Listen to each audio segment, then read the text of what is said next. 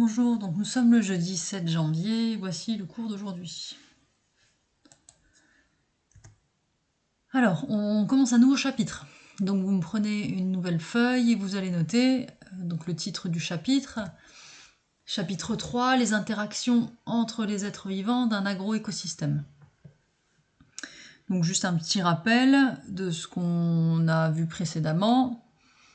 Donc un agroécosystème est une interaction entre un milieu agricole, donc le sol, le climat, et les êtres vivants de ce milieu, le tout géré par l'homme à des fins de production.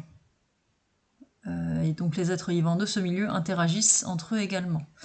Donc un agroécosystème, on a bien l'homme qui intervient. Et donc là, on vous parle, je vous précise que les êtres vivants de ce milieu interagissent entre eux, donc c'est ça qui va plutôt nous intéresser dans ce chapitre. Donc le grand 1, donc les chaînes et les réseaux trophiques dans un agroécosystème, l'exemple de la prairie. Donc vous notez ça, juste une petite précision, trophique, ça vient du grec, qui veut dire se nourrir d'eux, donc alimentation. Donc en fait c'est les réseaux et les chaînes alimentaires qu'on va étudier. Donc ça vous l'avez déjà étudié depuis le primaire, hein, donc a priori ça ne devrait pas présenter trop de difficultés. Donc on va faire l'activité 1. Donc l'activité 1, je vous l'ai distribuée avant que vous partiez en vacances en décembre. Donc vous l'avez avec vous normalement. Alors, cette activité 1, donc on a la première partie qui vous présente les préférences et régimes alimentaires de quelques animaux de la prairie. Donc ici, à gauche, on a différentes espèces. Donc la vache, le campagnol, l'abeille, le lapin, etc., etc. Donc tous des animaux qu'on peut trouver, donc des êtres vivants qu'on peut trouver dans la prairie. Les préférences alimentaires, donc ce que ces êtres vivants mangent en général. Et là, les régimes alimentaires, donc c'est complété pour la vache, c'est complété pour la vipère. Donc après, on vous a mis 2 synonymes, herbivore et phytophage, dites-vous que c'est la même chose. Et zoophage et carnivore, pareil. Hein, zoophage, c'est le synonyme de carnivore. Alors si vous avez plus l'habitude de travailler avec herbivore et carnivore, vous utilisez ces termes-là. Vous n'êtes pas obligé d'utiliser phytophage ou zoophage.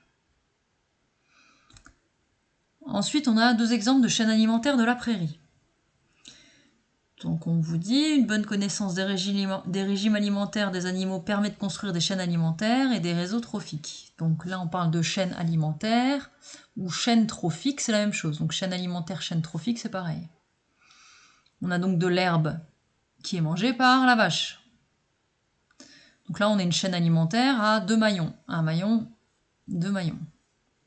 Donc l'herbe, elle produit de la matière organique à partir de matière minérale. Donc ça on l'a vu, hein, c'est la photosynthèse. Donc l'herbe, c'est un producteur primaire. Il va produire de la matière organique. Donc ce producteur primaire va être mangé par la vache qui est un herbivore. Donc l'herbivore, ce terme herbivore, c'est ce qu'on appelle le régime alimentaire. Ensuite, on a les niveaux trophiques. Donc le producteur primaire, c'est un niveau trophique. Producteur primaire, c'est celui qu'on trouvera toujours en début de chaîne alimentaire. Donc à chaque fois que vous allez rédiger une chaîne alimentaire, il faut un producteur primaire au départ. Donc ça peut être de l'herbe, ça peut être des racines, ça peut être des arbres, ça peut être des graines. Voilà, c'est forcément d'origine végétale. Ça peut être un fruit, un légume, par exemple. Et là, on a ensuite le producteur primaire va être mangé par un herbivore, donc un consommateur primaire. Donc le consommateur primaire, c'est le premier, enfin celui qui va manger un végétal. Donc les consommateurs primaires, vous aurez toujours des herbivores. Ici, on a une deuxième chaîne trophique. Donc, on a des racines de végétal chlorophyllien, donc des racines de végétal. Donc, on précise chlorophyllien, donc tous les végétaux sont chlorophylliens, mais c'est pour vous stipuler que le végétal fait de la photosynthèse et donc il produit de la matière organique. Ensuite, on a une larve de tipule, donc qui mange les racines.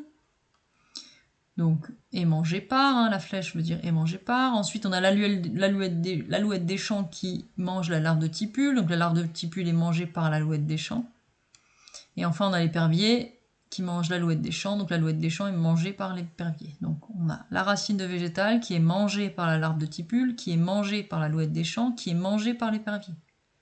Donc là, on a une chaîne alimentaire à 1, 2, 3, 4 maillons.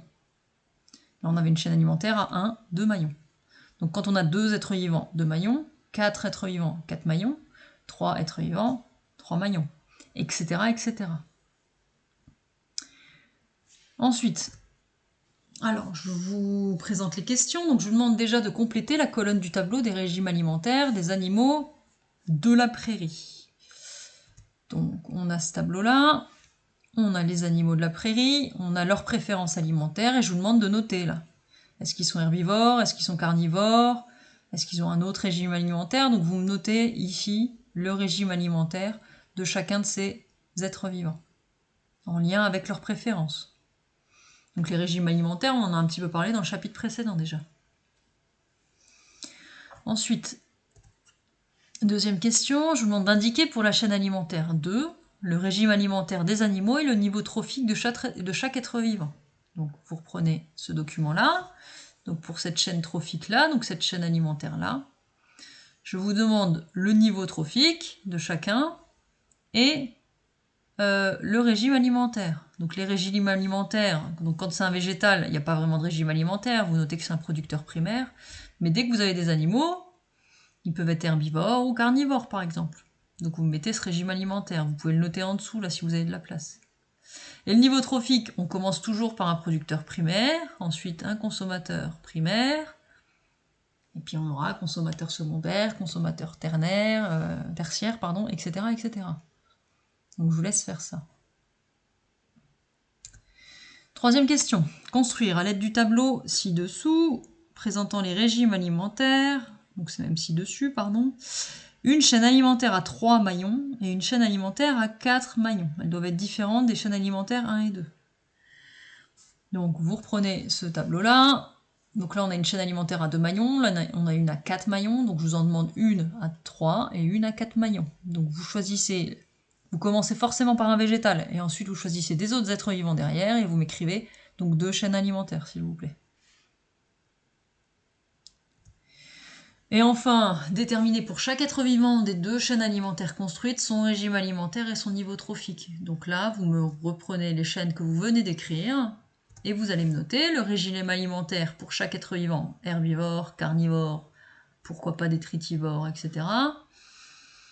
Et ensuite le niveau trophique, producteur primaire, consommateur secondaire, consommateur tertiaire, etc., etc. Donc voilà pour la première partie.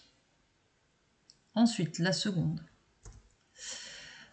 qui concerne les réseaux trophiques. Là, on a vu les chaînes alimentaires ou les chaînes trophiques dans la partie 1. Là, maintenant, on voit les réseaux trophiques. Donc, vous voyez la différence entre une chaîne alimentaire et un réseau trophique, c'est que le réseau trophique, on a plusieurs êtres vivants qui sont imbriqués les uns dans les autres. Ça, c'est ce qui se passe en réalité.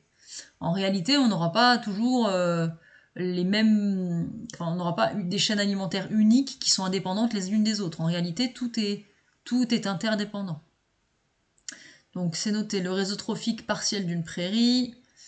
Un être vivant peut appartenir à plusieurs chaînes trophiques. Il peut y occuper des niveaux trophiques différents. L'ensemble des chaînes alimentaires de la prairie connectées entre elles constitue le réseau trophique. Donc, pour retenir, une chaîne alimentaire, c'est un être vivant qui est mangé par un autre, qui est mangé par un autre. Et un réseau trophique, c'est plusieurs chaînes alimentaires imbriquées les unes dans les autres. Mais il y a toujours des relations alimentaires qui vont lier les animaux les uns avec les autres, et les végétaux également. Un deuxième réseau trophique, pardon. Donc c'est le réseau trophique partiel d'un sol de prairie. Donc là, cette fois-ci, on a bien des végétaux, alors qui sont en plus ou moins décomposition avancée. On a différents êtres vivants, donc l'aïeul, le cloporte, les gloméris, la limace, la litobie, des filaments de champignons, collemboles, vers de terre, taupes, trombidions, pseudoscorpions, oribates et les bactéries. Donc vous faites bien attention, les flèches veulent bien dire et mangez par. Donc là, les débris végétaux sont mangés par le bryate qui est mangé par le pseudoscorpion, par exemple.